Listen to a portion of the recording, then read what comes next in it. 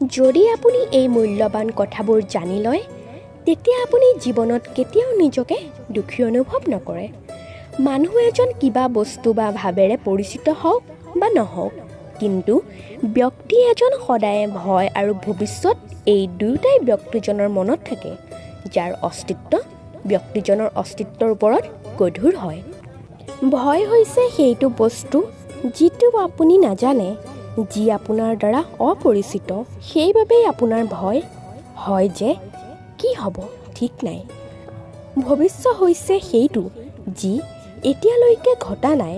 গতিকে যিটো এতিয়ালৈকে ঘটা নাই সেই বিষয়ে চিন্তা কিহৰ? আপোনাৰ হাতত আছে বৰ্তমান।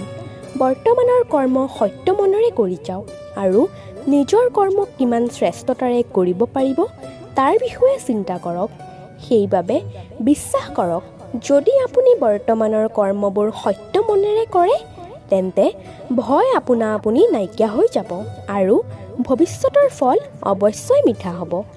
ভয় আৰু ভৱিষ্যতক লৈ চিন্তা কৰা বাদ দিয়ক, সদায় বৰ্তমানত জীয়াই থাকক। জীৱনত আমি বহুত মানুহক লগ পাওঁ। আপুনিও হয়তো এনেকুৱা ব্যক্তি লগ পাইছে যিয়ে নিজক অসফল বুলি মানি লৈছে, নিৰাশ হৈছে আৰু জীৱনত একো কৰ্ম কৰিব নোৱাৰা বুলি মানি লৈছে। কিন্তু সঁচা অৰ্থত এইটো নহয়। এই সংসাৰত এনেকুৱা একো নাই যি নেকি যোগ্য নহয়।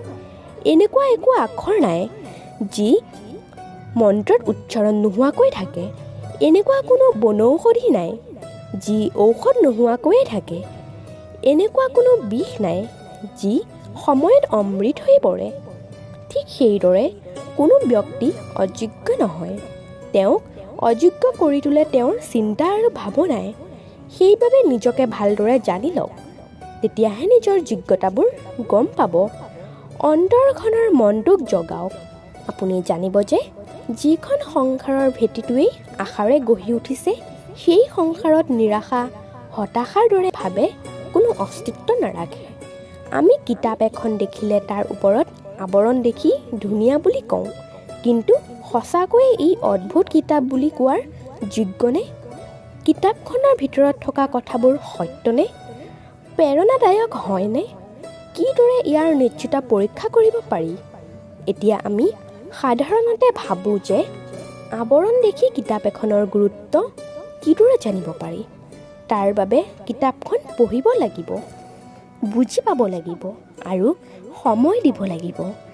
আচৰিত কথা এইটো যে কিতাপখনৰ বিষয়ে আমি সকলোৱে এই কথাবোৰ জানো, কিন্তু কোনো এজন ব্যক্তিৰ বিষয়ে আমি এই কথাবোৰ মনলৈ আনিব নোৱাৰোঁ।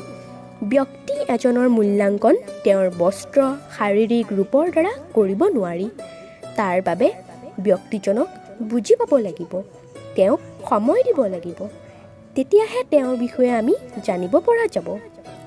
কিন্তু আমি সকলোৱে প্ৰায় কি কৰোঁ যে ব্যক্তি এজনৰ ৰং, তেওঁৰ সুন্দৰতা দেখি আকৰ্ষিত হৈ যাওঁ আৰু সেই আকৰ্ষণক প্ৰেম বুলি ভাবি লওঁ। তাৰ পাছত প্ৰায়ে মানুহৰ মুখত শুনিবলৈ পোৱা যায় যে তেওঁৰ প্ৰেম সফল নহ'ল আৰু প্ৰবঞ্চনাৰ বলি হ'ল। কিন্তু ইয়াত ভুল বেলেগৰ নহয়, সেই ব্যক্তিজনৰেহে ভুল, যিয়ে আকৰ্ষণক প্ৰেম বুলি মানি ল'লে। কিয়নো তেওঁ আকৰ্ষিত হোৱা ব্যক্তিজনক সময় নিদিলে, তেওঁ চিন্তা বিচাৰবোৰক চালি জাৰি নাচালে। প্ৰেম 2 মিনিটতে তৈয়াৰী হোৱা কোনো খাদ্য সামগ্ৰী নহয়। ইয়াৰ সোৱাদ ল'বলৈ হ'লে আপুনি জীৱনভৰ সময় দিব লাগিব। গতিকে সময় দিয়ক। ইজনে আনজনৰ ৰূপ দেখি সম্বন্ধ নগঢ়িব। নিজৰ অন্তৰাত্মা মিলিছেনে নাই সেইটো চাওক। আমি সকলোৱে বৃক্ষ দেখিছোঁ। বৃক্ষত থকা পশু পক্ষী আমি সকলোৱে দেখিছোঁ। পশু পক্ষীয়ে গছত সজা সিহঁতৰ ঘৰ দেখিছোঁ। সকলোৱে সেই পক্ষীবোৰে সিহঁতৰ সৰু সৰু পোৱালীবোৰক আহাৰ গ্ৰহণ কৰা দিয়াও দেখিছোঁ। চৰাইবোৰে দূৰৰ পৰাই নিজৰ পোৱালীৰ বাবে উঠত আহাৰ লৈ আহে। যিবোৰ পোৱালীয়ে নিজৰ আহাৰ গ্ৰহণ কৰিব নোৱাৰে, সিহঁতক উঠেৰে খুৱাই দিয়ে আৰু নিজেই ভোকত থাকে নিস্বাৰ্থভাৱে। কিন্তু যেতিয়া সন্তানকেইটাৰ পাখি গজে, তেতিয়া মাকজনীয়ে সিহঁতক উৰিবলৈ শিকায় আৰু তাৰ পাছত নিজৰ জীৱন জীয়াই থাকিবলৈ স্বাধীন কৰি দিয়ে, সিহঁতক এই বিশাল আকাশত উৰিবলৈ। আৰু আমি মানৱ জাতিয়ে কি কৰোঁ? যি সন্তানক আমি পক্ষীৰ দৰে লালন পালন কৰোঁ, সিহঁতৰ পাখি গজাৰ লগে লগে আমি বান্ধি পেলাওঁ, এইটো ভাবি কিজানি সিহঁত দূৰলৈ উৰি যায়। এনেকুৱা নহয় যে এই স্থিতিত মাক দেউতাকৰ সন্তানৰ প্ৰতি মৰম কম, কিন্তু ইয়াত সন্তানৰ প্ৰতি থকা প্ৰেমৰ ওপৰত মোহ ভাৰী হৈ পৰে, যি সন্তান আৰু নিজৰ ভৱিষ্যতৰ মাজত বাধা হৈ পৰে। আমি এইটো পাহৰি যাওঁ যে আমি কেৱল জন্মদাতা হওঁ, ভাগ্য বিধাতা নহয়। প্ৰেমত যেতিয়া মোহ আহি পৰে, তেতিয়া সেয়া প্ৰেম নহয়, স্বাৰ্থ হৈ পৰে। সেইবাবে প্ৰেমক কাষত থওক আৰু মোহক আঁতৰাই থওক, কিয়নো যাক প্ৰেম কৰা যায় তেওঁৰ বিকাশত বাধা দিয়া নহয়। প্ৰেম হৈছে সংসাৰৰ আটাইতকৈ পবিত্ৰ বন্ধন, কিন্তু সঁচা অৰ্থত ই বন্ধনৰ পৰা মুক্তি হয়, স্বাধীনতা হয়। যদি কোনোবাই আপোনাৰ প্ৰেম প্ৰত্যাখ্যান কৰে, আপোনাৰ প্ৰেম বুজিয়েই নাপায়, তেতিয়া আপুনি কি কৰিব? কিছু সময় উদাস হ'ব, নতুবা ছল কপটেৰে প্ৰেম পাবলৈ বিচাৰিব, আৰু কিছুমানে বলপূৰ্বকভাৱে প্ৰেমৰ ওপৰত অধিকাৰ পাব বিচাৰিব। কিন্তু এইটো আৱশ্যক নহয় যে আপুনি যাক প্ৰেম কৰিব তেওঁ যে ওলোটাই আপোনাক প্ৰেম কৰিব লাগিব, কিয়নো প্ৰেম কোনো বস্তু নহয়, প্ৰেম কোনো ৰাজ্য নহয়, ধন নহয়, যাক আপুনি বলেৰে পাব পাৰিব। প্ৰেম সেইটো শক্তি হয় যিয়ে আপোনাৰ বাবে সকলো বন্ধন ভাঙিব পাৰে, কিন্তু নিজেই কোনো বান্ধনত নপচে।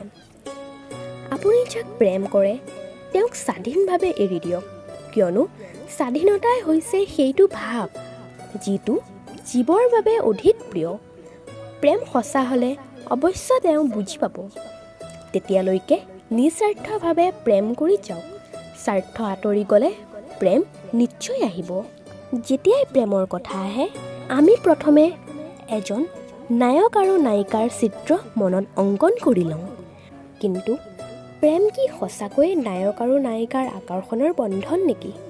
নহয়, প্ৰেমটো পৰিয়ালৰ লগতো হ'ব পাৰে, মা দেউতা, ভাই ভনী, ককাই ভাইৰ লগতো হ'ব পাৰে, বন্ধু বান্ধৱ, দেশ আৰু জন্মভূমিৰ বাবেও হ'ব পাৰে, মানৱতাৰ বাবেও হ'ব পাৰে, কোনো কলাৰ প্ৰতি হ'ব পাৰে। কিন্তু প্ৰেম সেইটো পৃষ্ঠা হয় য'ত আৰু লিখিবলৈ একো বাকী নাথাকে, যিদৰে এটা ভৰ্তি হৈ থকা পানীৰ কলহত আৰু পানী ঢালিব নোৱাৰি। যদি প্ৰেম পাবলৈ হয় তেন্তে মনটো খালী কৰিব লাগিব, নিজৰ ইচ্ছা, নিজৰ সুখ সকলো ত্যাগ কৰি সমৰ্পণ কৰিব লাগিব, নিজৰ মনৰ পৰা বেপাৰ আঁতৰাব লাগিব, তেতিয়াহে প্ৰেম পোৱা যাব। যদি আপোনালোকৰ এই ভিডিঅ'টো চাই ভাল লাগিছে, তেনেহ'লে ভিডিঅ'টোক এটা লাইক, কমেণ্ট আৰু শ্বেয়াৰ কৰিব, আৰু আমাৰ এই চেনেলটোক ছাবস্ক্ৰাইব কৰিবলৈ নাপাহৰিব। ধন্যবাদ।